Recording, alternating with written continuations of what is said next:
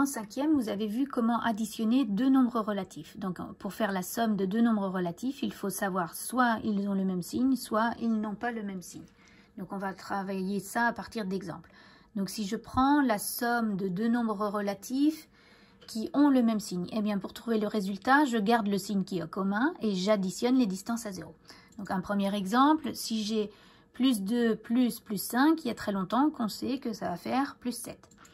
Si je prends comme exemple moins 3 plus moins 7, les deux nombres sont de même signe. On va garder le signe négatif, mais on va additionner les distances à 0. 3 plus 7. Donc ça nous donnera 10 comme distance à 0. Donc au final, moins 10.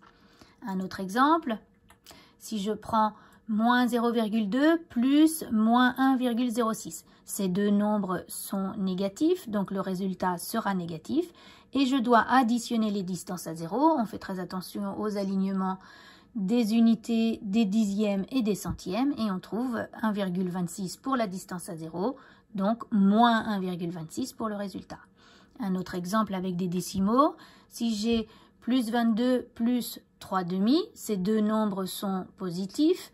Le résultat sera positif. Je pense bien que 1 demi, finalement, c'est le nombre 1,5.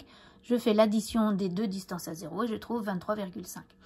Maintenant, il se peut que les deux nombres à additionner ne soient pas de même signe. Donc, s'ils n'ont pas le même signe, ils peuvent être opposés. Et à ce moment-là, la somme est égale à 0. Donc, on va avoir comme exemple, plus 52 plus moins 52, ça va être égal à 0. Ou bien, avec des décimaux, moins 1,27 plus 1,27, 0. On peut aussi avoir comme exemple de somme de deux nombres relatifs.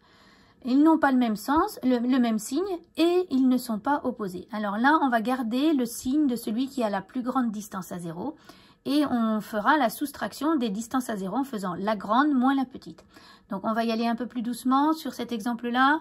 Si je prends moins 3 plus 5, donc les deux nombres sont de signes contraires et les deux nombres ne sont pas opposés.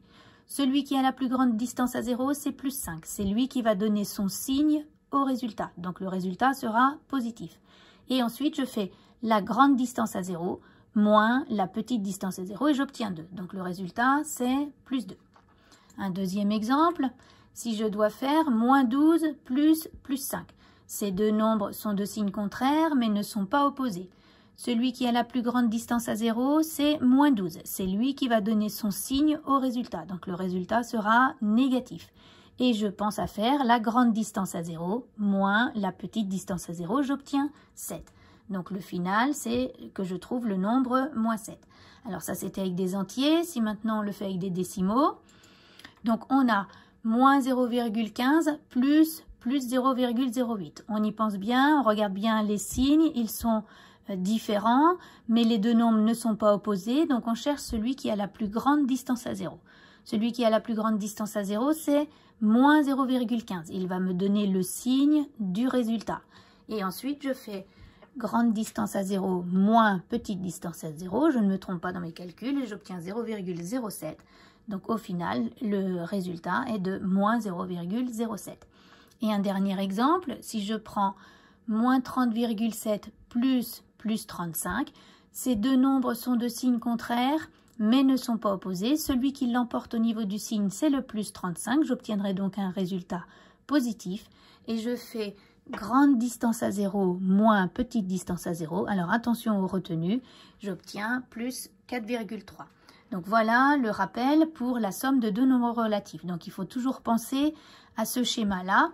Soit les deux nombres sont de même signe et je connais ma méthode, soit les deux nombres sont de signes différents et ils sont soit opposés, soit pas opposés. Et à ce moment-là, j'ai une méthode pour chacune des branches.